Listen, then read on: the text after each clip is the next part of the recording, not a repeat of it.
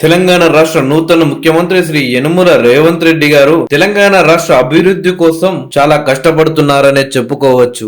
ఒకవైపు రాష్ట్రంలో ఉన్న అధికారులతో సమావేశాలు, మరోవైపు సమీక్షలు, మరోవైపు అభివృద్ధి కార్యక్రమాలు, ఒకవైపు ప్రజా దర్బారు, ఇలా ఒక్క నిమిషం కూడా వృధా చేయకుండా తనను గెలిపించిన తెలంగాణ ప్రజల కోసమే పనిచేస్తున్నారు సీఎం రేవంత్ రెడ్డి గారు.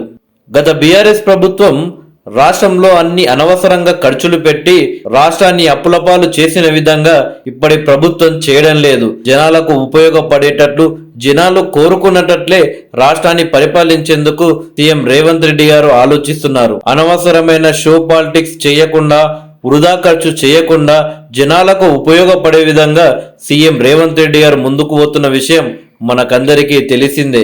మహిళలకు ఉచిత బస్సు పెట్టడంతో కొంతమంది ఆటో డ్రైవర్లు, క్యాబ్ డ్రైవర్లు ధర్నాలు చేసిన విషయం తెలిసిందే.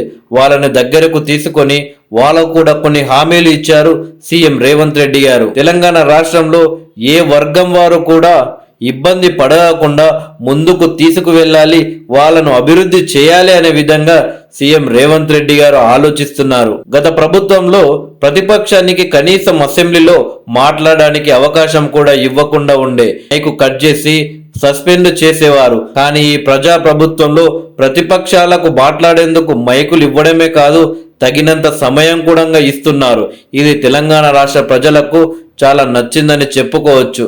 ప్రజల తరపున ప్రతిపక్షాలు మాట్లాడితే బాగుంటుంది, కానీ ప్రతిపక్షాలు మొత్తం సమయం వృధా చేసుకుంటూ ఇప్పటికీ వాళ్ళ అధినాయకుడు కేసీఆర్ గారి భజన చేస్తున్నారే తప్పితే ప్రజల గురించి మాట్లాడట్లేదు. మనకందరికీ తెలిసిందే, 2014లో మిగులు బడ్జెట్ తో ఉన్న తెలంగాణ రాష్ట్రం 2023 వచ్చేసరికి బీఆర్ఎస్ పార్టీ తెలంగాణ రాష్ట్రాన్ని ఎంత అప్పుల పాలు చేసిందో ప్రతి ఒక్కరికి తెలిసిందే. అయితే తెలంగాణ రాష్ట్రాన్ని అభివృద్ధి చేసేందుకు ప్రతి దారిని కూడా రేవంత్ రెడ్డి గారు ఎంచుకుంటూనే ఉన్నారు. భారత ప్రధాని శ్రీ నరేంద్ర మోడీ గారిని రేవంత్ రెడ్డి గారు రేపు కలవబోతున్నారు. తెలంగాణ రాష్ట్ర అభివృద్ధి కోసం మీ సహాయం మాకు తప్పకుండా కావాలి. ప్రజలు మనల్ని నాయకుడిగా గెలిపించారు.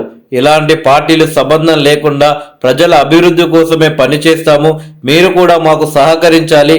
మా రాష్ట్ర అభివృద్ధి కోసం మీరు తగిన సహాయం చేయాలి. తెలంగాణ రాష్ట్ర ప్రజలు మీ సహాయం కోసం ఎదురు చూస్తున్నారు అంటూ శ్రీ నరేంద్ర మోడీ గారిని రేపు సాయంత్రం ఢిల్లీలో తెలంగాణ రాష్ట్ర సీఎం రేవంత్ రెడ్డి గారు కలవబోతున్నారు.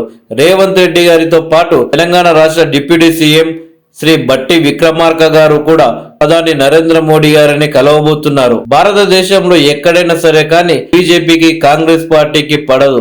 కానీ రేవంత్ రెడ్డి గారు కాంగ్రెస్ పార్టీ అయినా సరే కానీ తెలంగాణ రాష్ట్ర ప్రజల కోసం, తెలంగాణ రాష్ట్ర అభివృద్ధి కోసం పార్టీలను పక్కకు పెట్టి ప్రజల అభివృద్ధి ముఖ్యమని చెప్పేసి శ్రీ నరేంద్ర మోడీ గారిని కలవడం మాత్రం తెలంగాణ ప్రజలకు చాలా ఆనందంగా ఉందని చెప్పవచ్చు.